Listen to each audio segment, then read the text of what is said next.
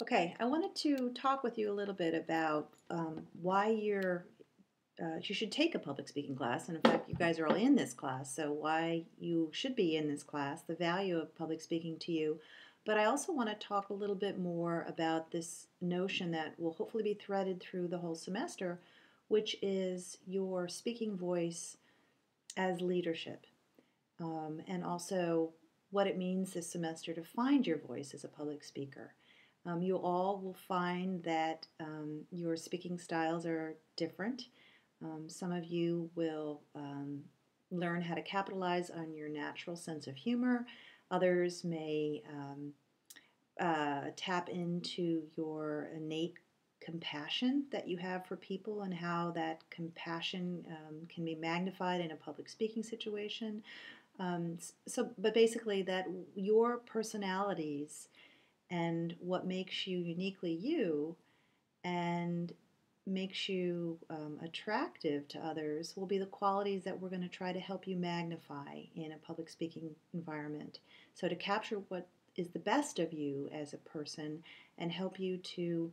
project and magnify that quality as you find your voice as a public speaker, because each speaker is different, has different qualities, certainly different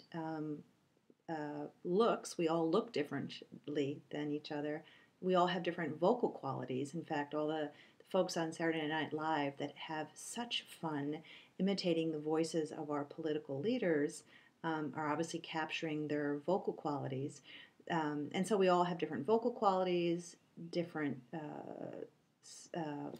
physical presentations of self, but we have different personalities. And finding your voice in public speaking is finding what's best in you as an individual, and again, finding a way to bring that quality rather than stifle that quality when you step to a stage. So, finding your personal voice, but also the importance of public speaking, viewing public speaking as a key to leadership. When we think about democracy, and we can go all the way back to the ancient Greeks, certainly probably even further back than that, but certainly for the ancient Greeks, when they talked about the polis, which was the city, they talked about the people being central to the city, and that the democracy was shaped by the voices of the people meeting together. In this case, in the Bouleuterion, which was the public senate, which all citizens were required at one point or another to be members of, but the expectation that democracy would be the voices of the citizens coming together and debating the best course of action for their city, in this case, 5th century Athens, which was the heart of democracy in ancient Greece at the time. So the idea that voice is central for governance is central for democracy and is essential for leadership. Certainly, the words that we write can shape other people's opinions, can shape the course of events, but we still hold true to the idea that the good man or the good woman speaking well to move an audience is key to how we govern ourselves, and that we look to leaders who can stand up in front of an audience and move us and persuade us and give us a vision of ourselves that helps us be a better society, a better people. And so one's public voice should be taken very seriously. From an ethical standpoint, this is not a class in debate where we're not going to be asking you to take both sides of an issue. Instead, this is a class where I'll be asking you to think very deeply about what you believe, your values, your beliefs,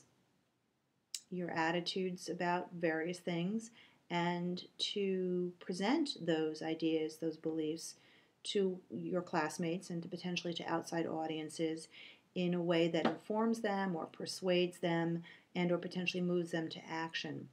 So the idea that your voice is a powerful tool for good, and you should think very seriously about how we use our voice for the public good, and think about the ethical choices that we make when we are speakers. As we know, there's been lots of great, and put great in quotes, speakers throughout history who have used their public voice in powerful ways to shape their society, but potentially have shaped their society in ways that were detrimental to individuals and groups' freedom and democracy and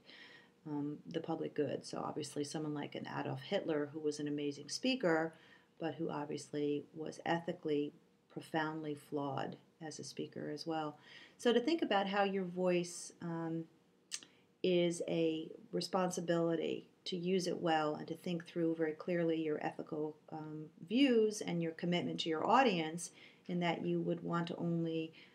persuade them or inform them after very carefully having thought through the ethics of the thing, the ideas of which you are trying to inform or persuade them.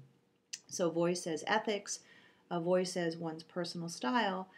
but also voice as leadership. When we think about obviously your successful future careers, chances are you're going to be faced with situations where you're expected to get up in front of an audience, whether that means working as a team, giving a presentation, or an individual giving a presentation. You will be expected to speak. And we tend to expect that our leaders, whether they are our presidents or our senators or our mayors or our school board members, our principals, our CEOs, are good public speakers.